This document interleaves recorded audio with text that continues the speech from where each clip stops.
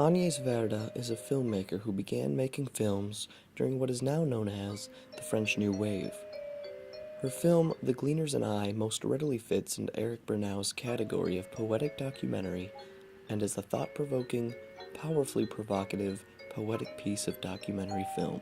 As I researched all the most trustworthy websites and journals, most notably Wikipedia, scouring for information about Agnès Varda and her captivating poetic documentary, I was interested to find that her style and process was similar to the post-war documentaries made in the 40s and 50s.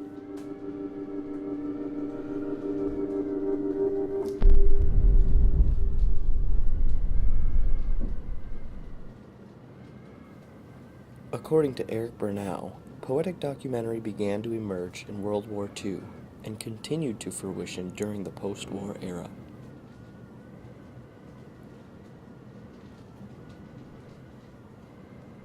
During the war, people had to be approved for rations of raw film. The films that were approved were ones that promoted peaceful prosperity. This led to people like Arnie Suxdorf to make films filled with nature, animals, and tranquility.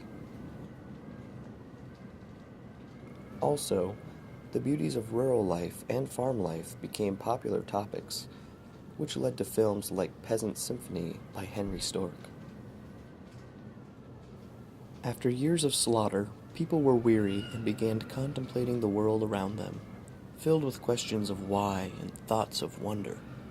An insatiable curiosity was born. What better way to discover the world and express oneself but through film and poetry?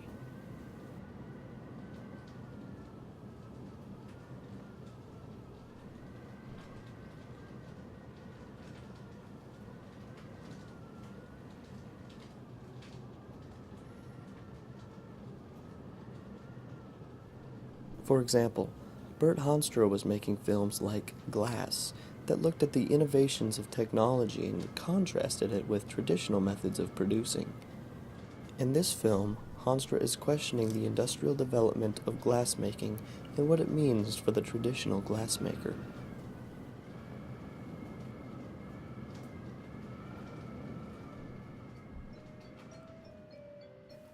Agnès Varda also seems to be questioning the society that she lives in and the values it possesses.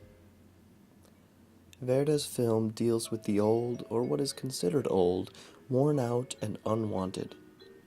She explores this topic through the proverbial lens of gleaning. Gleaning is an activity more often done in the past by women and children. After a field had been harvested, they would graze the field looking for food left from the initial pass. They would stoop all day in the fields, picking up vegetables, not letting anything go to waste. Similar to Hanstra, she challenges industrial society. She challenges the way that we perceive what is trash, and she examines the wasteful habits of modern society. At one point, she follows a group of gleaners picking up potatoes that were unusable for potato sellers. Perfectly good potatoes thrown out, while people go on starving. Varda is particularly fond of the heart-shaped potatoes and takes these home. But later they rot.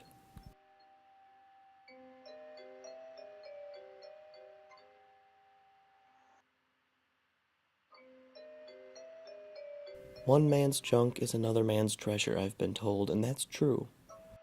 Varda follows a few artists that use old trash they've gleaned from the streets to create interesting and beautiful works of art. I think that this is a very powerful part of the film, and interesting that she compares this act to the gleaning of the old days. Old is not bad. That seems to be the major theme of the film.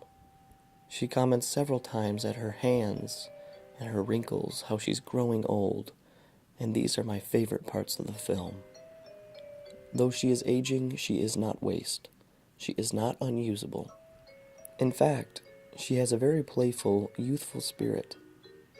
This is seen in my absolute favorite part of the film, where she diverges from the trajectory of the film entirely to play like a child with the passing trucks on the road, gleaning the pieces of her childhood that still remain. To conclude, Agnes Varda's film, The Gleaners and I, is a moving and poetic documentary. It is easy to see that this film would readily fit in the poetic category in Eric Bernau's book, Documentary, A History of Nonfiction Film.